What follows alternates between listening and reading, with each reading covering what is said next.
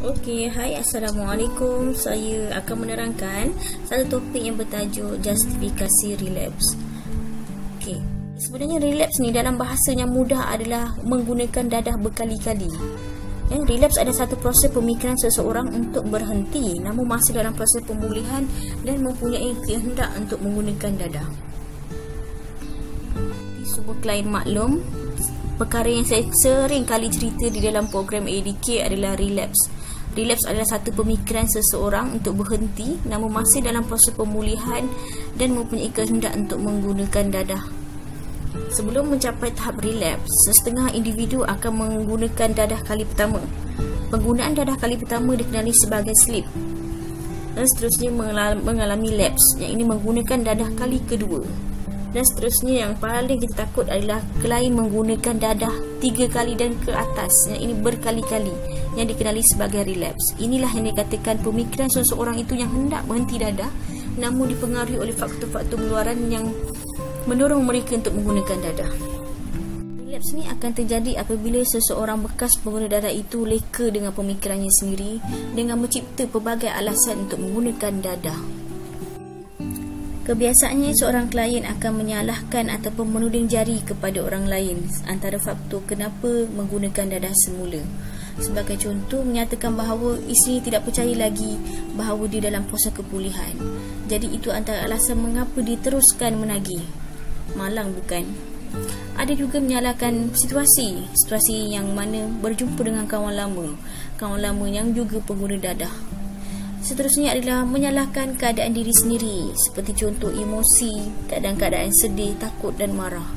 Ada juga keadaan yang penat, kurang yakin dan ingin kurus, antara faktor dia kembali menggunakan dadah. Soalan saya kepada klien, ada tak pernah kamu mengalami keadaan ataupun situasi seperti mana saya terangkan tadi? Jika iya, kamu perlu berhati-hati. Sebab perkara ini berlaku tanpa kamu sedar. Jika kamu leka, perkara ini memang akan terjadi dan secara tak langsung kamu tak sedar kamu telah menggunakannya kembali. Jadilah sebagai seorang klien yang bijak. Hentikan proses justifikasi ini. Bayangkan 3 perkara yang saya nyatakan dekat sini berlaku dalam diri kamu. Ini merupakan justifikasi yang sering kali berlaku. Ada kalanya klien hadir ke ADK dan menyatakan bahawa saya guna dadah sikit saja dan sekali-sekala. Jadi tidak mengapa kan puan. Jadi kamu perlu jadi bijak, bukan kuat dalam proses kepulihan ni. Kamu tidak perlu menunjukkan kekuatan kamu dalam mengatasi ketagihan dadah, tapi kamu kena bijak mengatasi ketagihan kamu. Ini menunjukkan klien yang tidak bijak, hanya nak menunjukkan dirinya kuat.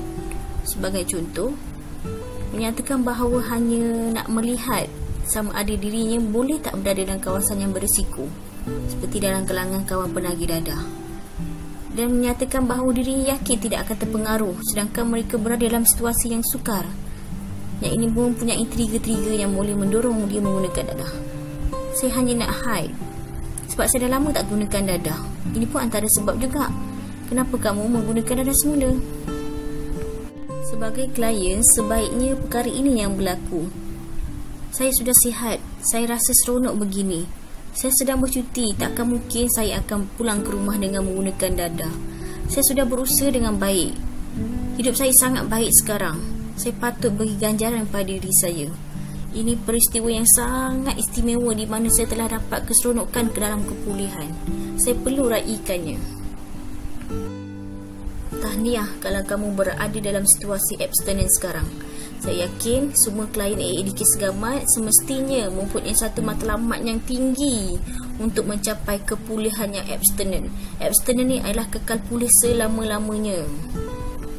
Teruskan reka dengan diri kamu.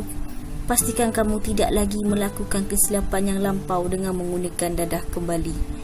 Percaya dengan diri kamu, bayangkan keseronokan dan kebahagiaan yang kamu akan terima dengan hidup tanpa pengaruh dadah. Percayalah kamu akan dapat jika kamu benar-benar berusaha.